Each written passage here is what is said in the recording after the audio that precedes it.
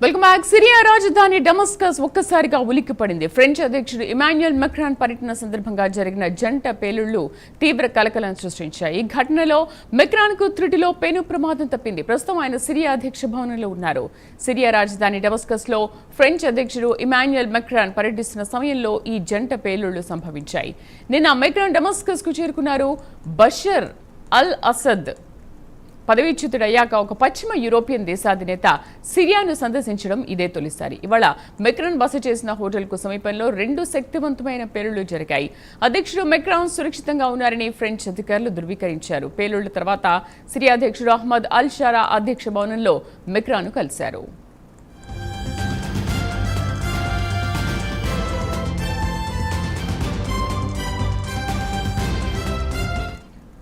పూర్తి సమాచారాన్ని national bureau chief కళ అందిస్తారు. కళ, అసలు ఈ పేలుళ్ల కలకలం ఏంటి, అసలు ఏం జరిగింది? సిరియా రాజధానికి జంట పేలుళ్లదు.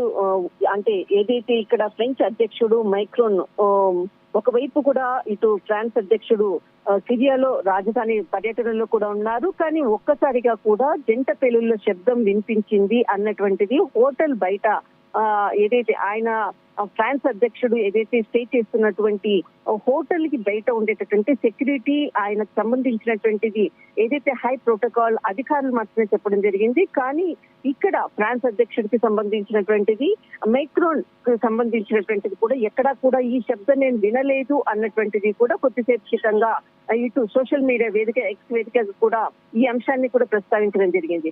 కానీ అంటే అక్కడ కాలమాన ప్రకారంగా ఫ్రాన్స్ అధ్యక్షుడు దాదాపు కొన్ని సంవత్సరాల దాదాపు 13 సంవత్సరాల తర్వాత పర్యటనలో పాల్గొనడం అన్నది చాలా కీలకమైనటువంటి అంశము. ఫ్రెంచ్ అధ్యక్షుడు మైక్రాన్ కి అంటే ఏదైతే ఇక్కడ అంటే చాలా కీలకమైనటువంటి పర్యటన అని చెప్పవచ్చు. సిరియా పర్యటనలో పర్యటించడం అన్నది చాలా కీలకమైనటువంటి పర్యటన. దాదాపు గత అంటే ఏదైతే పేలుళ్లు సంభవించిన తర్వాత దాదాపు ఇటు సిరియా అధ్యక్షులతో అహ్మద్ అల్ ఫరాతో కూడా సమావేశమయ్యారు.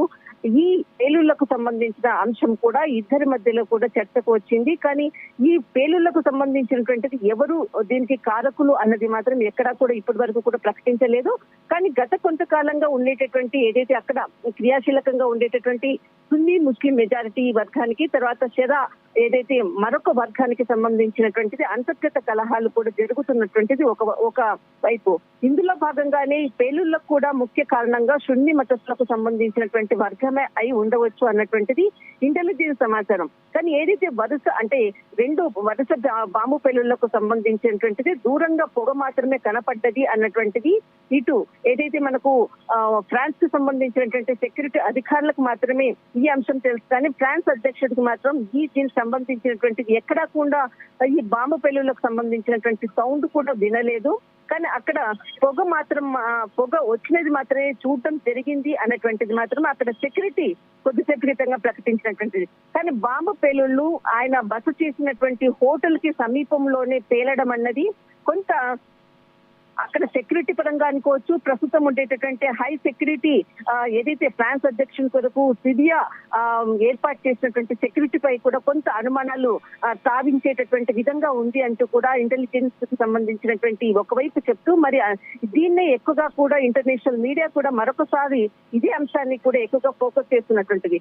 దాదాపు సిరియాలో జరుగుతున్నటువంటి ఇప్పుడు అంతర్గత కలహాలకు ఈ సమయంలో ఫ్రాన్స్ అధ్యక్షుడు పర్యటించడం కూడా చాలా కీలకమైనటువంటి సమావేశం అటు సిరియా అధ్యక్షులతో జరుపుతున్నటువంటి సమయంలోనే ఈ విధంగా జంట పేలుళ్లు జరగడము, దీనికి సంబంధించినటువంటి ముస్లింకి సంబంధించినటువంటి ఏదైతే మైనారిటీ వర్గానికి సంబంధించినటువంటి సున్నీ మెజారిటీ సభ్యులై దీనికి కీలకంగా అంటే ఈ పేలుళ్లకు జంట పేలుళ్లకు బాధ్యత వహించి ఉండవచ్చు అన్నటువంటిది, పేలుళ్ల కారణమై ఉండవచ్చు అన్నటువంటిది మాత్రము ఇటు ఇంటెలిజెన్స్ కి అందినటువంటి సమాచారము. దీనిపై ఒక ప్రకటన కూడా మరి కొద్దిసేపట్లో వెల్లడయ్యే అవకాశం కూడా ఉంది.